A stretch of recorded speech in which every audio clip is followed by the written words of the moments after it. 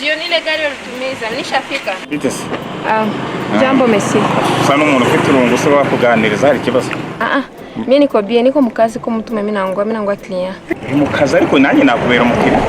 Yaho bose tuyagana he. Mimi niko mkimbizi na mimi natumika gari yangu niko taxi. Mimi nangoya client. Mimi siko hata mobile beko na waza. Ariko se ntushaka kunyemera.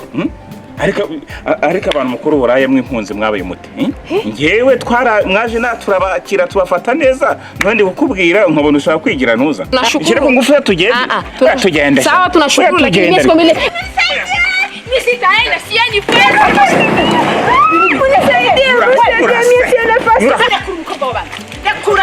Wowe madamu ibyacu byivanzemo gute ibyo twaganira urabizaho mu gute ibyo twaganira urabizaho none ufata umuntu ku nguvu nta soni uyu ramuzi ntabwo ari impunzi udushaka iki none nimba ari impunzi nta burenganzira afise nka kirimo muntu uramuhohotera gucyo gusa umva bano baje wacu baza kuduteza ibibazo kugira ngo bagire amahoro nuko niba umushatse umubone ukushatse kandi nta soni ugira sitaki mimi nakwambia sitaki hasisi yani basi Oui, allô, commandant.